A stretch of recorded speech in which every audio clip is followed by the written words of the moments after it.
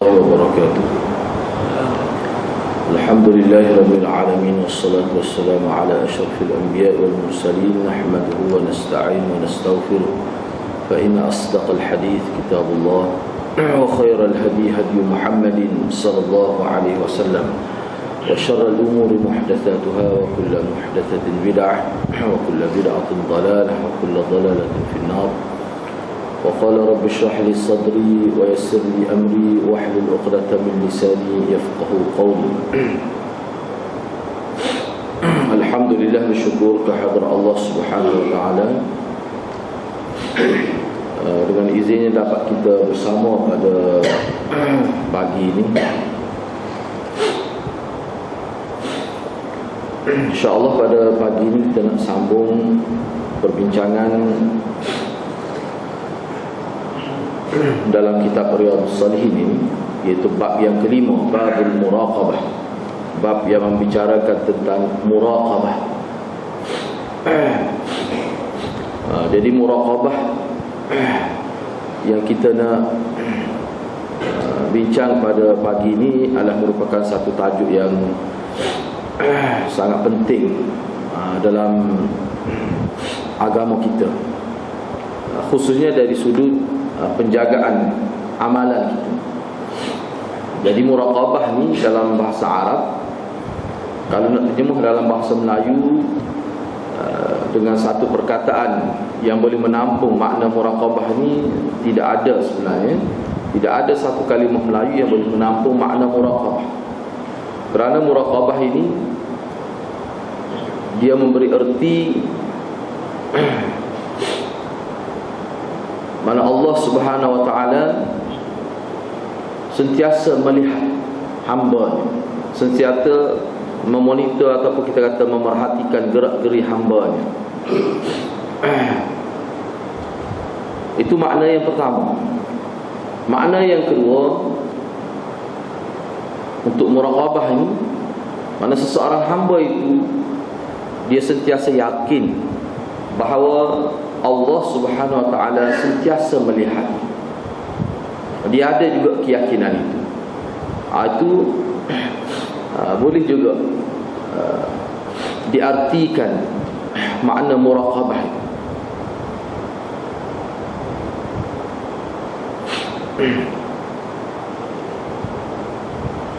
Jadi menjadi kebiasaan Imam Nawawi rahimahullah, setiap kali dia kemukakan tajuk sebelum dibincangkan hadis-hadis Nabi sallallahu alaihi wasallam, maka dia kemukakan ini metodologi dia lah, cara penulisan, cara susunan kitab.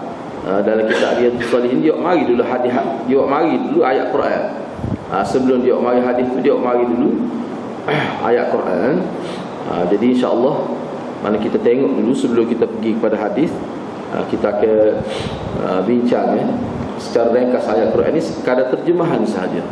Kerana ayat Al-Quran, beberapa ayat Quran yang dikemukakan di bawah tajuk kitab dalam kitab Riyadhus Shalihin ini, sebenarnya ayat-ayat Al-Quran itu dihuraikan pula, dibincangkan pula, ataupun diperjelaskan, ataupun kita sebut ditafsirkan makna dia tu oleh hadis-hadis yang dikemukakan oleh Imam Nawawi dalam kitabnya.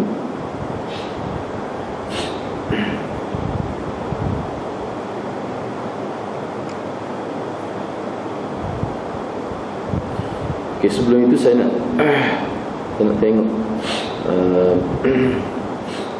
beberapa buah kitab itu.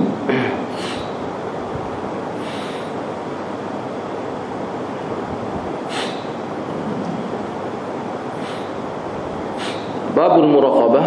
Qala Allah Ta'ala alladhi yaraka hina taqum wa taqallubaka fis sajidin. Allah Subhanahu wa taala berfirman, dialah Tuhan alladhi yaraka, yang sentiasa melihat engkau ketika engkau bangun, yakni ketika engkau bangun untuk beribadat, khususnya pada waktu malam yang kita sebut sebagai qiyamul lail itu. Wa taqallubaka fis sajidin, dan ketika engkau bergerak-gerak di dalam sujud itu. ketika perpindahan engkau di dalam sujud itu. Jadi ayat ni walaupun sebut sujud, tapi yang dimaksudkan sini adalah salat. Walaupun disebut sujud, tetapi yang dimaksudkan dalam ayat ini adalah salat, khususnya sembahyang tahajud itu, yang menjadi perkara yang sukar dan besar makna dia jika boleh dilakukan ketika sujud. Allah sentiasa melihat engkau. Jadi kalau ketika waktu pagi, waktu pukul 4 pagi, kata, ketika kita bangun beribadat salat tahajud ataupun berzikir ataupun baca Quran, pada waktu itu tidak ada orang, semua manusia sudah tidur pada waktu itu pun Allah Subhanahu Wa Taala sentiasa melihat amalan kita. Maknanya kita kena jaga betul ibadat kita ni, supaya kita buat tepat dengan apa yang dikehendaki oleh agama kita, betul lah seperti mana Nabi ajar. Lepas tu dia kena ikhlas kepada Allah. Kalau waktu tu, apatah lagi waktu lain, waktu ketika manusia melihat ibadat kita di siang hari, lagilah perlu kita jaga hati kita dan niat kita tu supaya ikhlas kepada Allah Subhanahu Wa Taala. Kalau kita tidak jaga, maka Allah tidak akan terima ibadat kita. Jadi muraqabah ni sebenarnya hakikat dia, falsafah di sebalik makna muraqabah, maknanya Allah melihat ibadat kita. Allah tahu dengan detail, tidak terselinu, 100% Allah tahu. Jadi kena jaga molek. Manakala ada sikit lari niat kita tu bukan kerana Allah, maka ibadat kita itu sia-sia. Walaupun kita buat dengan penuh semangat, kita kata, dengan begitu banyak sekali ibadat yang kita buat, tapi kalau ada niat itu sedikit saja bukan kerana Allah Subhanahu Wa Taala, maka ibadat itu tidak akan diterima oleh Allah Subhanahu Wa Taala. Dalam ayat yang kedua, dalam surah yang lain, Allah berfirman, wa huwa ma'akum aynama kuntum. Allah sentiasa bersama kamu di mana saja kamu berada. Ayat ini memberi maksud bahawa Allah Subhanahu Wa Taala sentiasa memerhati kamu, sentiasa melihat kamu, sentiasa mengawasi gerak-geri kamu di mana saja kamu berada. Jadi hak ni perkara ni sebenarnya kita tidak nak bincang panjanglah sini. InsyaAllah kita bincanglah hadis. Mana di mana saja kita berada, mana Allah sentiasa melihat kita. Ini sebenarnya adalah akidah ni. Perkara ini sebenarnya akidah. Seseorang hamba Allah yang meyakini bahawa Allah sentiasa melihat dia, dengan penuh yakin dia berasa gitu, sebagai satu akidah, satu kepercayaan, maka kesan dia sangat positif dalam hidupnya.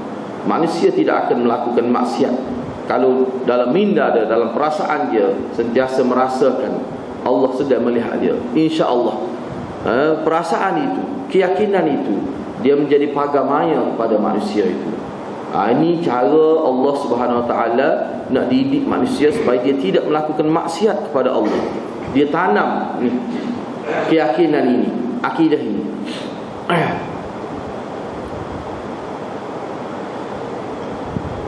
Wa qala ta'ala, inna Allah la yakhfa 'alaihi shay'un fil ard wa la fis sama'. Sesungguhnya Allah tidak tersembunyi kepadanya apa-apa yang ada di bumi dan apa-apa yang ada di langit. Ini makna muraqabah. Makna Allah tahu. Makna kita kena yakin. Kita yakin ke tak yakin, sebenarnya itulah hakikatnya Allah SWT maklumkan kepada kita. Kita kena ingat. Jadi orang yang sentiasa ingat, sentiasa hadir dalam ingatan dia bahawa Allah sentiasa melihat dia, sentiasa memerhatikan dia, dia berasa gitu, maka dia akan jadi baik. Dia akan jaga tingkah laku dia, apatah lagi niat dia dan sebagainya, dia akan jaga.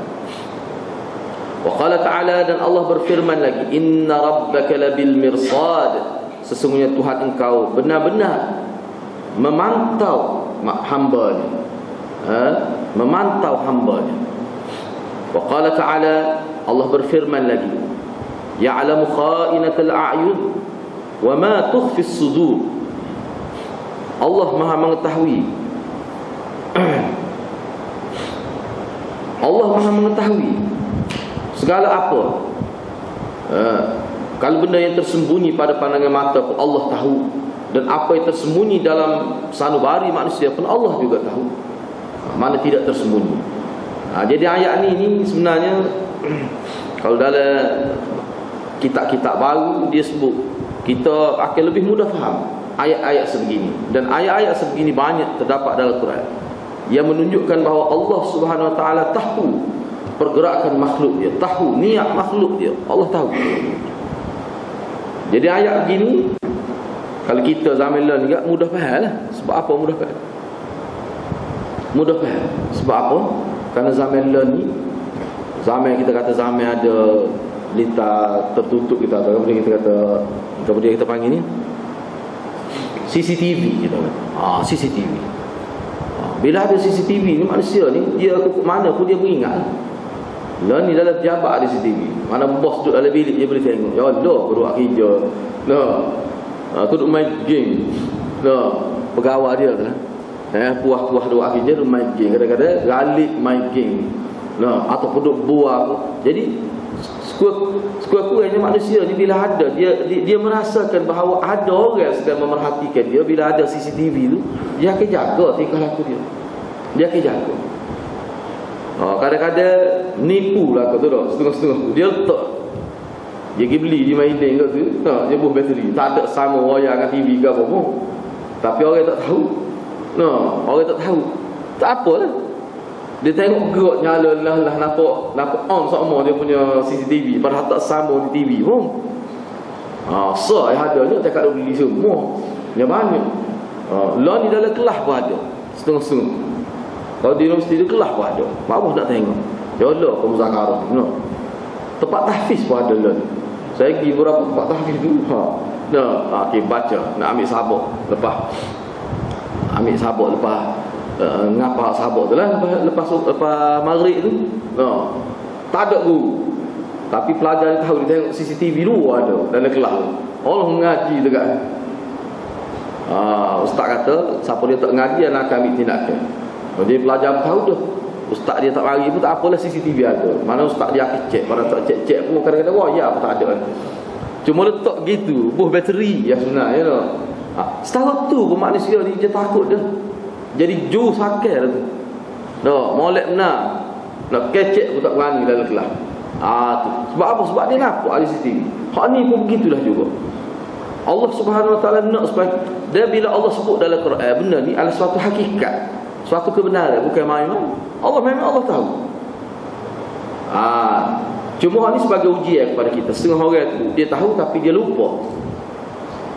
Dia mudah lalai. Setengah tu dia tahu tapi dia buat macam tak tahu. Setengah tu tahu dengan yakin, maka dia terjaga amalan dia, terpelihara hidup dia, terkawal hidup. Kerana benda-benda gini, ini bentuk Allah Subhanahu Wa Taala nak supaya manusia ni sentiasa berwaspada terhadap dia. Jangan buat maksiat. Aku tahu. Dan banyak lagi konsep-konsep di sebalik muraqabah tu. Kesan daripada hak tu dengan azab neraka dan sebagainya. Jadi benda-benda gitu dia ada kesinambungan. Kalau kamu tak dengar apa yang kamu tidak taat kepada aku dan sebagainya, seperti yang kita maklum dalam ajaran agama kita ni, maka Allah SWT akan kenakan tindakan.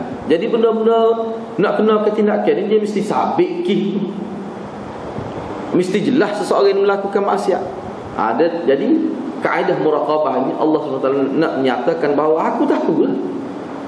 Dengan muraqabatullah ni, dengan satu kepercayaan berdasar kepada nas Al-Quran dan hadis Nabi, bahawa Allah Maha melihat hamba-Nya, Maha memantau, Maha memerhati, Maha tahu setiap pergerakan hamba, tidak terselindung walau sesaat kedudukan kita ini. Jadi perkara itu dia menatijahkan bahawa Allah Subhanahu Wa Taala akan membalas hamba dia. Sebab apa? Sebab Allah tahu. Kalau kita buat baik, Allah tahu. Buat jahat, Allah tahu. Semua tu ada kira-kira, ada hisab di mahkamah Allah Subhanahu Wa Taala. Itu beberapa ayat. Walaupun banyak lagi ayat-ayat yang lain dalam Al-Quran yang makna dia lebih kuat dengan makna ni. Baik, hadis yang pertama di bawah tajuk ni hadis ni biasa kita ni hadis Jibril. Hadis mula-mula ni hadis Jibril. Wa ammal ahadithul awwal وأما الأحاديث فالأول عن عمر بن الخطاب رضي الله عنه قال بينما نحن جلوس عند رسول الله صلى الله عليه وسلم ذات يوم إذ طلع علينا رجل شديد بياض الثياب شديد سواد الشعر لا يرى عليه أثر السفر ولا يعرفه منا أحد حتى جلس إلى النبي صلى الله عليه وسلم فأسند ركبتيه إلى ركبتيه ووضع كفيه على فخذيه وقال يا محمد أخبرني عن الإسلام فقال رسول الله صلى الله عليه وسلم الإسلام أن تشهد أن لا إله إلا الله وأن محمدا رسول الله وتقيم الصلاة وتؤتي الزكاة وتصوم رمضان وتحج البيت إن استطعت إليه سبيلا قال صدقت فعجبنا له يسأله ويصدقه قال فأخبرني عن الإيمان قال أن تؤمن بالله وملائكته وكتبه ورسله واليوم الآخر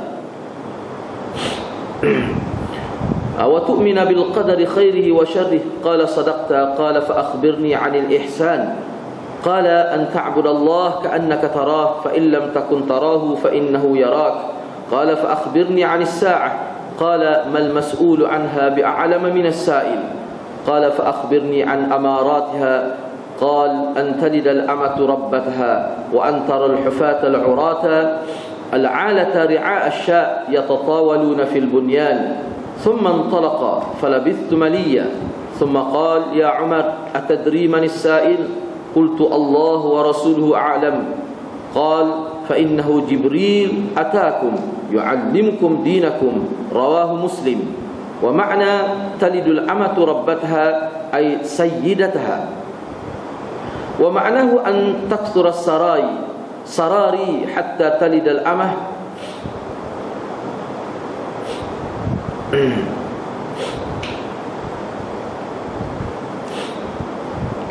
السرية بنتا لسيدها وبنت السيد في معنى السيد وقيل غير ذلك والعالة الفقراء وقوله مليا أي زمانا طويلا وكان ذلك ثلاثة الحديث رواه مسلم في أول كتاب الإيمان hadis ini diriwayatkan oleh Imam Muslim dalam kitab iman dalam kitab dia Imam Muslim sebut hadis ini di bawah kitabul iman.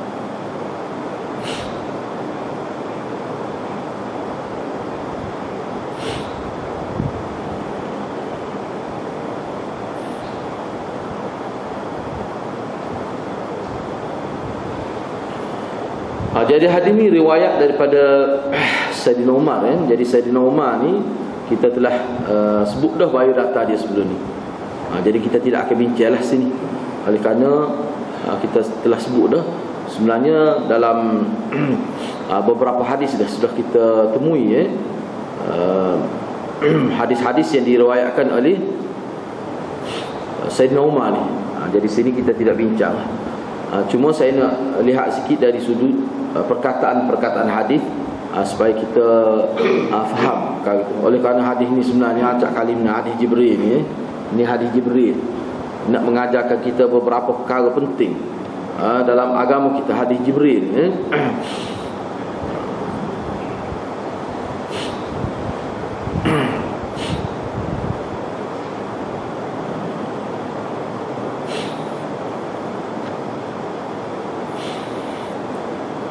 diriwayatkan daripada Sayyidina Umar bin Al-Khattab radhiyallahu an, kata Sayyidina Umar, dia kata ketika kami sedang duduk berdekatan Rasulullah sallallahu alaihi wasallam pada satu hari, kami sedang duduk, kami berada pada satu hari ketika kami berada bersama Nabi. Nahnu julusun, itu maksudnya ketika kami berada bersama Nabi. Itu maksudnya. Mana dekat Nabi lah. Tiba-tiba muncul, iztala alaina, tiba-tiba muncul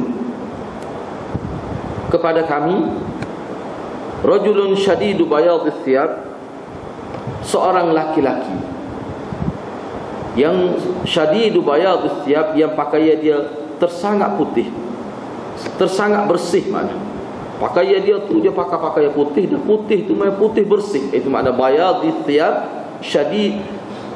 syadidu bayadhis thiyab, maknanya pakaian dia tu sangat putih dan bersih.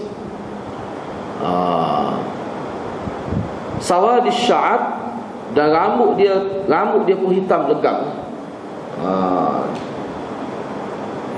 Tidak dilihat, tidak ada tanda-tanda dia ni, tidak ada tanda-tanda musafir bagi dia. Tidak ada tanda orang mari dari perjalanan yang jauh. Tidak ada di kalangan kami, seorang pun di kalangan kami tidak ada yang mengenalinya. Tak ada seorang yang pun kenal dia ni. Tiba-tiba dia duduk, mari masuk tu, muncul tu. Kalau kita learn kat mari tu kat direct lalu pergi duduk depan Nabi SAW. Dan dia telah merapatkan. Asnada ni makna merapatkan. Asnada ni makna menyandarkan. Sini ada terjemah merapatkan kedua lututnya kepada kedua lutut Nabi SAW. Dan dia meletakkan kedua tangan dia di atas paha Nabi, dua paha Nabi SAW. Lalu orang itu berkata, Ya Muhammad, wahai Muhammad, akhbirni 'anil Islam, ceritakan kepada saya tentang Islam. Maka Nabi menjawab, maka Rasulullah SAW menjawab, Islam itu adalah engkau mengucapkan bahawa tiada Tuhan yang berhak disembah melainkan Allah sahaja, dan engkau juga meyakini bahawa Muhammad adalah utusan Allah, dan engkau menunaikan salat, mengeluarkan zakat, berpuasa di bulan Ramadan, dan engkau mengerjakan haji ke Baitullah jika engkau mampu pergi. Orang itu berkata, sadaqta. Betul tu, benar jawapan engkau itu. Sayyidina Umar kata, kami rasa ganjil, kami rasa pelik orang ini, kami rasa pelik terhadap orang ini. Dia tanya dan dia menyatakan kebenaran, dan dia membenarkan jawapan itu. Dia tanya, lepas tu dia kata, betul tu. Betul tu jawapan itu. Dia tanya dan dia pula yang membenarkan apa yang disebut oleh Nabi SAW. Nampak macam tahu dah tu. Nampak macam tahu dah. Lalu orang itu bertanya lagi, fa akhbirni 'anil iman. Lalu orang itu berkata lagi kepada Nabi, ceritakan pula kepadaku tentang iman. Lalu Nabi menjawab, iman itu adalah engkau meyakini. Iman itu bermakna engkau percaya kepada Allah, kepada malaikat-malaikat Allah, kepada kitab-kitab Allah, kepada rasul-rasul Allah, dan kepada hari akhirat. Dan juga engkau mempercayai ketentuan baik dan buruk itu datang daripada Allah Subhanahu wa taala. Lalu orang itu berkata, sadaqta, benar engkau. Lalu orang itu menyebutkan lagi, ceritakan pula kepadaku tentang ihsan. Lalu Nabi bersabda, ihsan itu bererti engkau menyembah Allah seolah-olah engkau melihat Allah. Fa illam takun tarah, jikalau engkau tidak dapat berbuat demikian, maka yakinlah bahawa Allah sentiasa melihat engkau. Lalu orang itu berkata pula, ceritakan pula kepadaku tentang sa'ah, tentang kiamat. Lalu Nabi menjawab, mal mas'ul anha bi'a'lama minas sa'il. Tidaklah orang yang ditanya lebih tahu tentang hal itu daripada orang yang bertanya. Lalu orang itu berkata lagi, kalau begitu ceritakan kepadaku tentang tanda-tanda kiamat. Dan Nabi tak boleh nak ayat bila berlaku kiamat tu. Dia kata kepada Nabi, kalau begitu ceritalah tanda dia, pengecaman dia, untuk kita tahu akan berlaku kiamat itu. Maka Nabi menjawab, antalidal amatu rabbataha. Antara tanda kiamat, hamba perempuan akan melahirkan tuannya. Hamba perempuan akan melahirkan tuannya. Dan juga engkau melihat orang-orang miskin orang-orang yang tidak berpakaian, orang-orang kemacat, orang-orang yang tidak berpakaian, yang tidak memakai ni, tak pakai selipan, hufat, yang berkaki ayam lah kita, yang tidak berpakaian, yang susah, yang miskin, yang fakir, ri'a asya, yang golongan penternak ni, yang menternak binatang ni, golongan rakyat biasa nak ayat ni, golongan rakyat biasa. Hufat, urat, alah, ri'a asya, yang rakyat biasa, orang kampung ni. Itu gambaran dia nak sebut sebenarnya. Yatatawaluna fil bunyan, mereka berlumba-lumba membina bangunan yang tinggi-tinggi. Itu Nabi sebut. Kemudian bila Nabi sebut begitu, intalaqa, lalu orang itu berlalu pergi.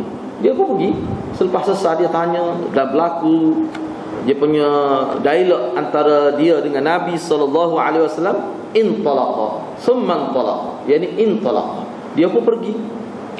Falabithtu maliya, kata Sayyidina Umar, aku diam seketika. Kata Sayyidina Umar, aku diam seketika. Sayyidina Umar mari mikir, siapa ni, tak kenal ni. Summa qala, kemudian Nabi berkata, kemudian Nabi SAW berkata, ya Umar, atadri manis sa'il, tahukah engkau siapa yang bertanya itu? Kata Sayyidina Umar, Allah wa rasuluhu a'lam, Allah dan Rasulnya yang lebih mengetahui siapakah yang datang itu.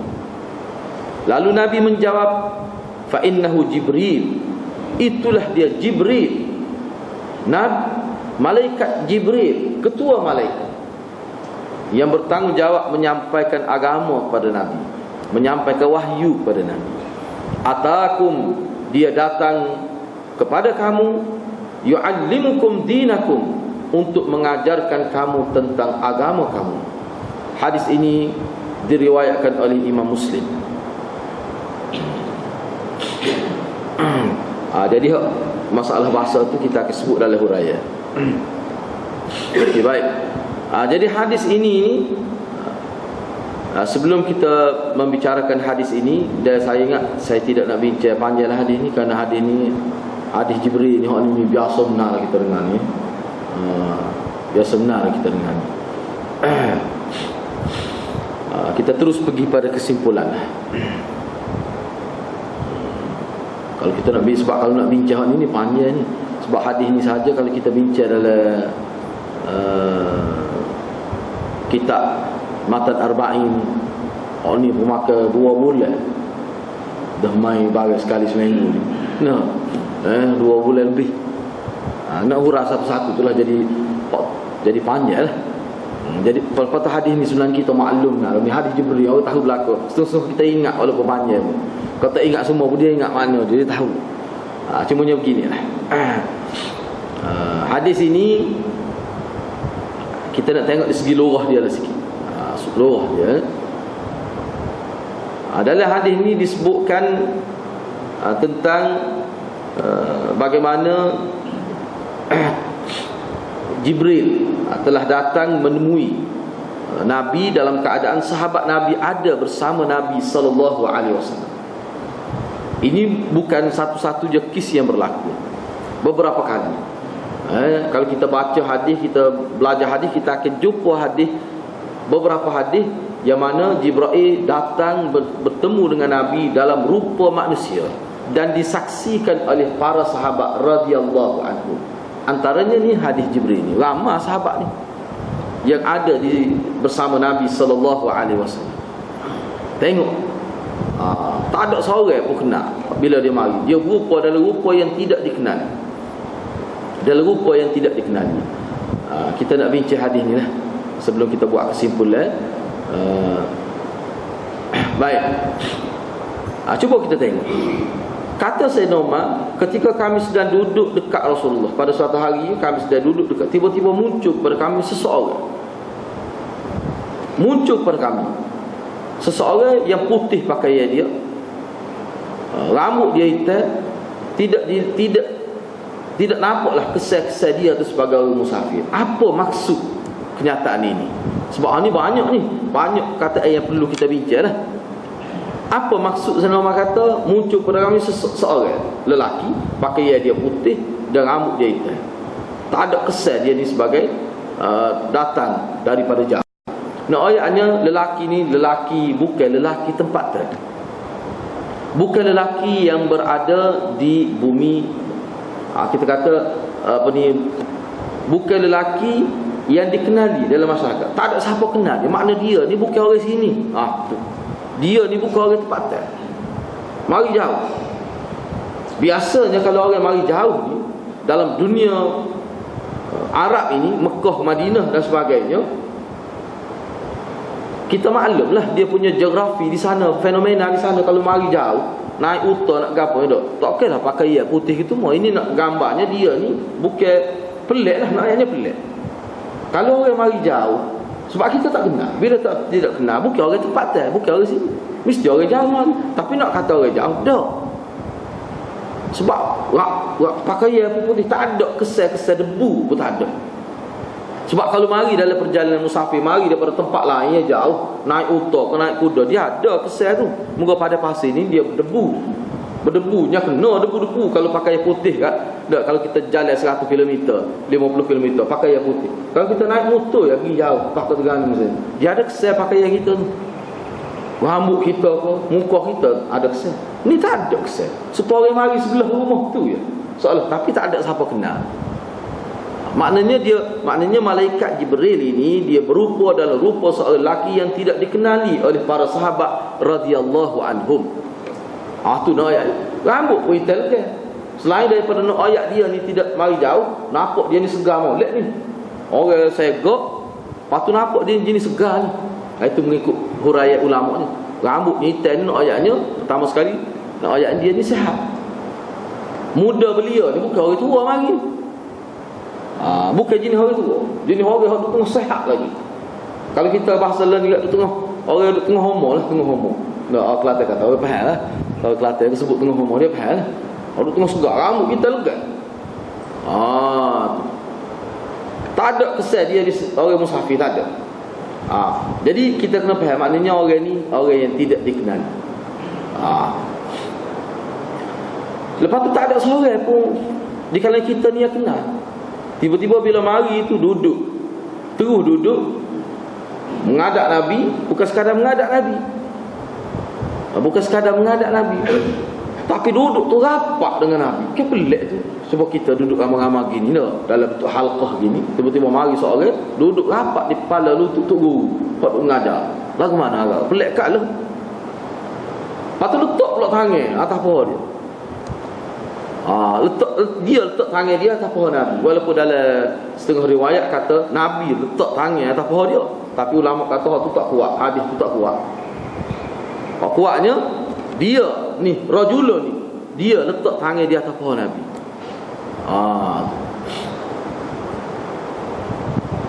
Bila jadi benda ni diperhati oleh sahabat lah. Ni diperhati oleh sahabat. Dia pun tanya Nabi, apa dia Islam? Dalam riwayat lain sebut mal Islam, mal iman, mal ihsan. Cuma dalam riwayat ni sebut dalam bentuk bukan dalam bentuk persoalan, tapi dalam bentuk akhbir ni, ceritakan kepada saya. Dalam bentuk amar, permintaan. Kalau soalan tu tanya mal Islam, mal iman, mal ihsan. Hal ni tidak. Dalam riwayat ni sebut, wahai Muhammad, ceritakan kepadaku tentang Islam itu. Nabi pun ayatlah Islam tu, rukuk Islam lah. Ditanya Nabi tentang rukuk Islam. Selesai Nabi jawab tentang rukuk Islam tu, tanya pula tentang iman. Maknanya Nabi pun jawab rukun iman tu ada Nabi sebutlah. Lepas tu dia tanya pula Nabi SAW. Jadi sahabat pun duk perhati tengok, pelik orang ni. Dia tanya, lepas tu bila Nabi jawab, dia kata betul itu. Betul jawapan. Maknanya nampak sangat dia tanya tu, dia tahu dah. Nampak sangat dia tanya, dia tahu dah. Kan pelik tu. Pelik tu. Kalau kita lah ni, dah tahu dah, tanya waktu dia.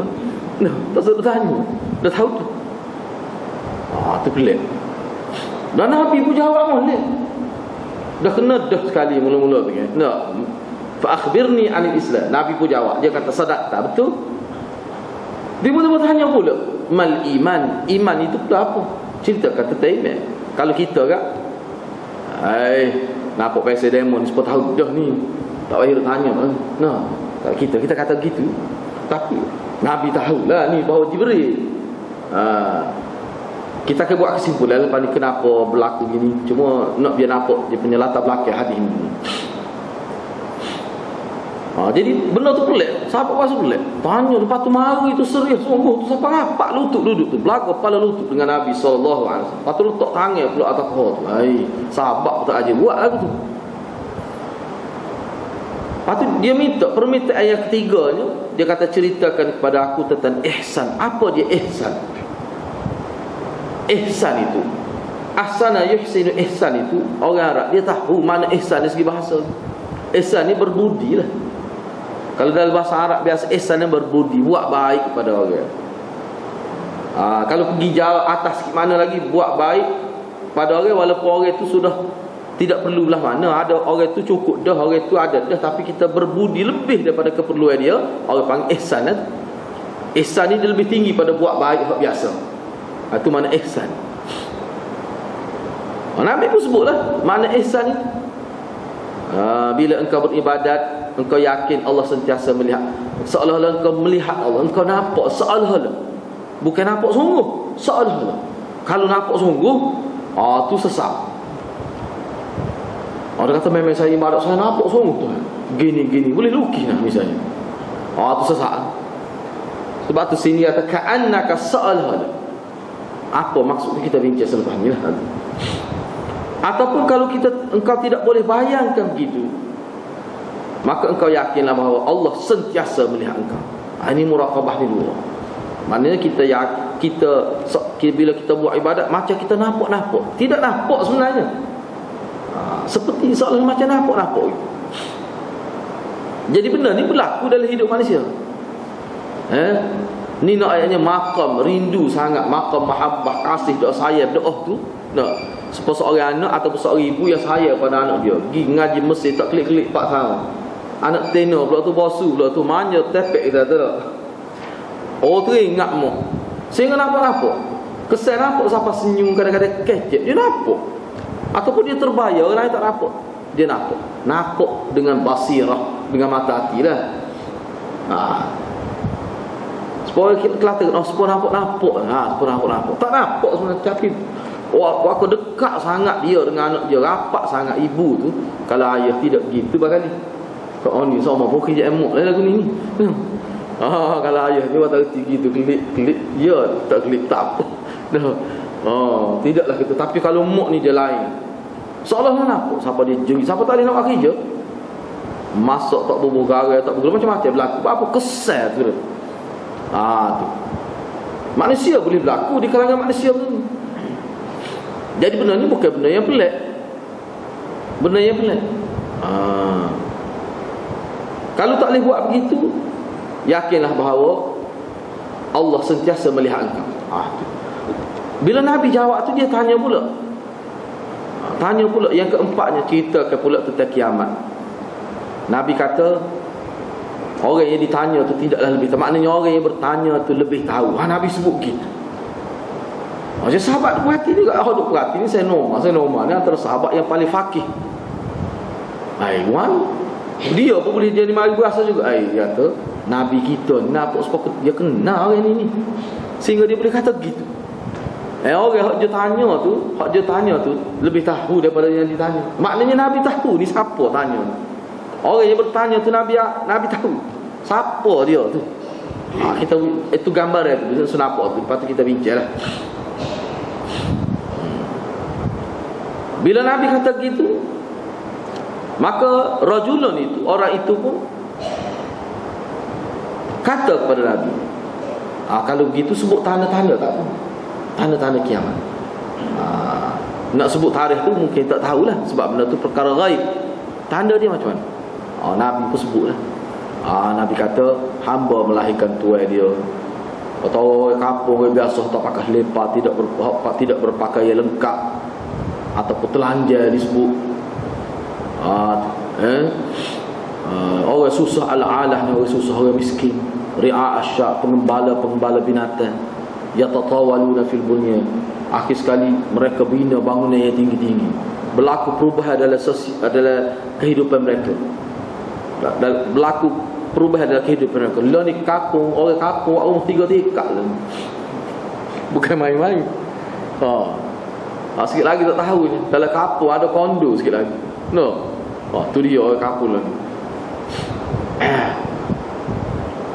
Pelik lah.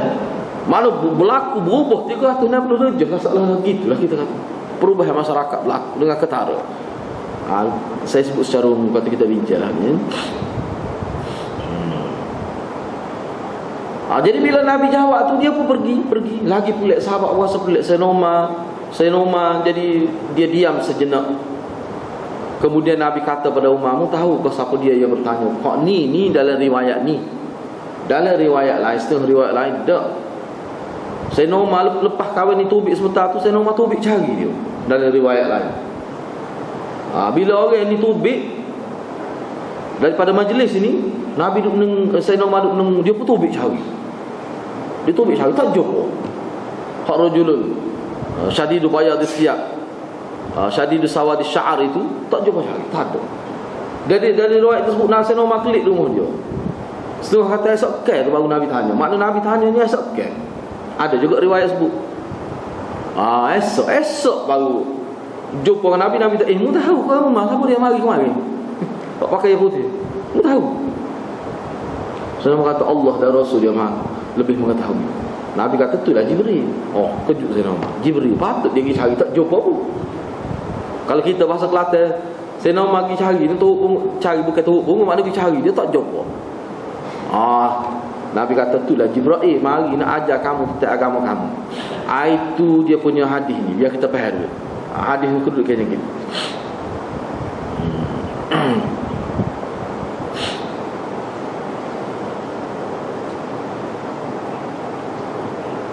Baik. Saya terus nak pergi pada kesimpulan. Dalam kesimpulan ni kita boleh bincang lah.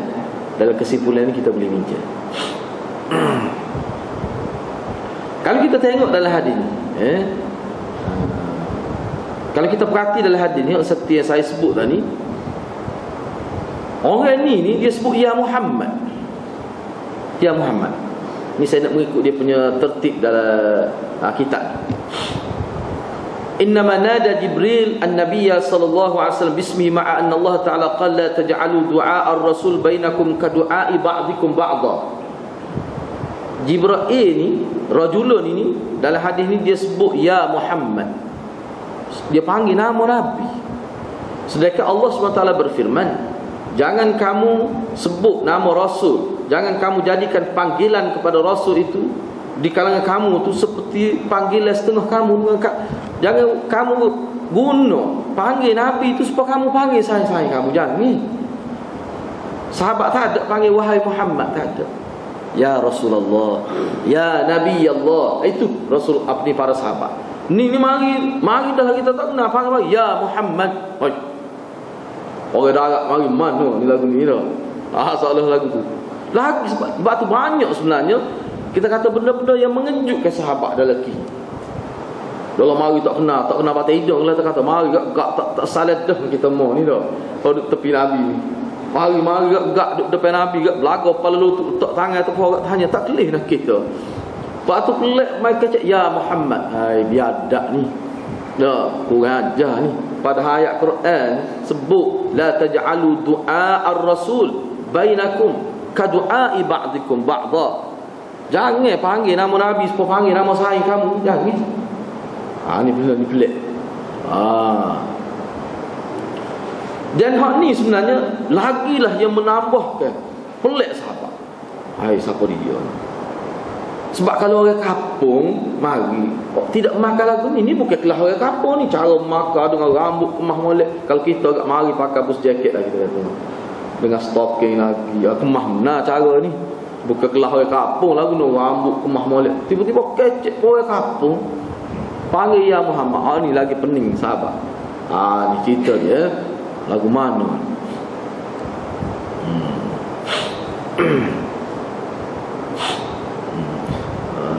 Minta maaf kena berhenti setakat tu dulu. Sebab kebetulan saya pagi ni ada hal. Kita berhenti, insyaAllah kita sambung minggu depan, kita bincang. Banyak benda yang kita boleh ambil daripada, sebab hadis ni hadis penting ni. Kita tidak bincang lagi apa pandangan ulama tentang hadis. Pandangan ulama tentang hadis, sejauh mana kedudukan hadis ni pandangan ulama. Kita akan bincangkan ke depan lah. Saya minta maaf kita kena berhenti awal. Telah ada kerja pagi ni. Kita berhenti setakat tu. Wabillahi taufiq. Wassalamualaikum warahmatullahi wabarakatuh.